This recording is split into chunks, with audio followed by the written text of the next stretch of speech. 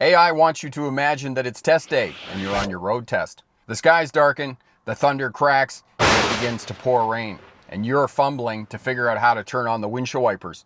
Worse yet, the glass begins to fog up, and now you got to figure out how to turn on the defrost. And of course, the examiner sitting in the other seat giving you that disapproving look. In this video, we're going to give you the information for all of the secondary controls inside the vehicle, and most important, we'll give you the 3 absolute controls that you need to know to pass your driver's test first time. Stick around, we'll be right back with that information.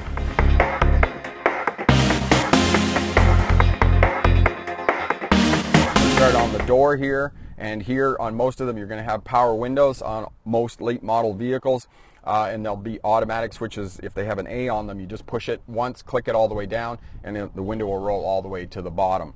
As well, on here you have the door locks, which open and close. Lockout for the rear. If you have kids or young children in the back and they're playing with the locks, you can lock out with the windows rather. You can lock out the windows so the controls don't work in the back of the vehicle. A lot of vehicles in this day and age are going to be power mirrors, and it's left or right, whichever mirror you want to adjust, and then there's a multi-directional switch here on the door panel. Here on the left side of the steering wheel, you've got the switch for the automatic high beams driving at night. Traction control, if you get the vehicle stuck, you can turn the traction control off and rock the vehicle to get it out. As well, there's the trunk and the fuel cap hold and open up. They're both electric.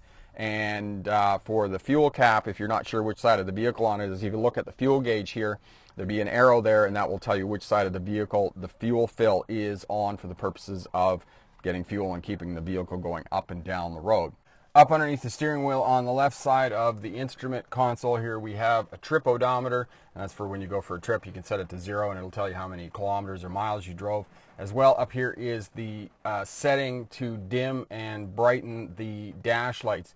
And if you're driving at night, I would recommend that you have those at the lowest setting possible that you can stand to reduce fatigue while you're driving at night. Steering wheel, there's a switch on each side.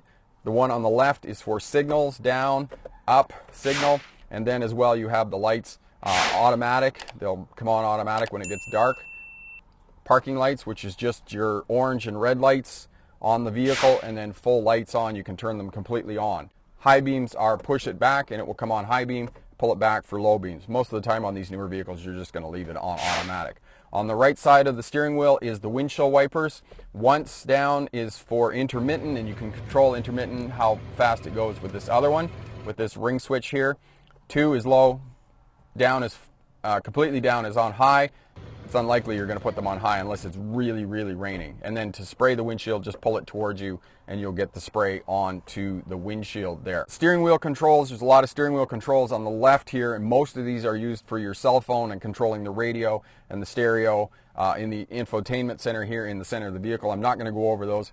On the right side of the steering wheel, you have your lane departure assist, which you can turn off and on. You also have cruise control, and you can set the distance from vehicles in front of you and have the cruise control deal with all of that, or you can just leave it on manual mode, resume set, and how fast you want the vehicle to go. And I'll put a complete video up. I'll put a card up in the corner here for you and a complete video on cruise control. So that's essentially the steering wheel. Up here on the right side of the steering wheel, you have the ignition. Most of them are going to have 4 positions. Some of the older ones might have a 5th position, which is the lock to lock the steering wheel. But it's off, accessory, so you can run the radio and whatnot while the engine's not running. And then it's on, which starts up everything, gets the engine ready to go. Wait for the lights some of the lights to go out, and then you start it.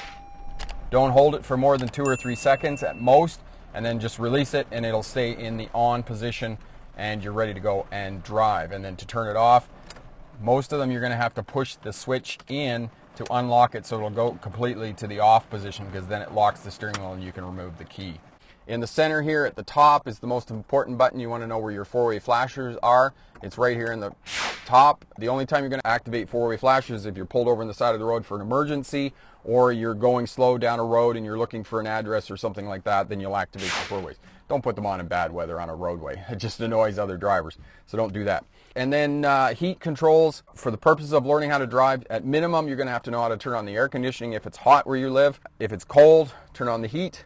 You're going to have to know how to turn on the defrost to keep the glass clear inside the vehicle so that you stay safe and can observe while you're driving. For the temperature controls on the vehicle, On the left side is usually going to be the fan and the setting for the fan and how high you want the fan to run. And then on the right side, it's going to give you your temperature control, whether you want it right cold for air conditioning or you want it right left for full heat to defrost the windows and whatnot.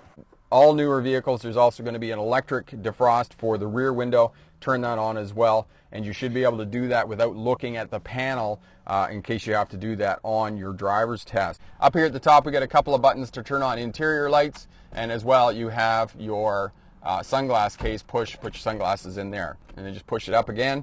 And down here you have a 12-volt plug-in for plugging in accessories. In the old days it used to be a cigarette lighter, but those are all gone now. And then you'll have your USB port as well for your phone, so you can charge it while you're driving, and as well you can link it into your audio system so that you can be safe while you're driving down the road. But for those of you on a provisional license or on a learner's license, you can't have any electronics in the vehicle. You can't use your phone at all. So I suggest to you, either put it in the back and put it away somewhere so you're not tempted by it, or get yourself a holder for your phone so you're not going to touch it while you're driving. You can use it for your GPS. Simply put it in the holder, set it up before you go, and then just leave it alone and let it run.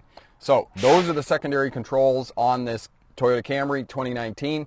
That'll get you going. If you have any questions about any of the secondary controls, leave me a comment down in the comment section there. I'll be more than happy to help you out with your particular vehicle, and if you can't figure something out, we'll help you out and get you going. For another video, click here, and to subscribe, click here. And remember, pick the best answer, not necessarily the right answer. Have a great day.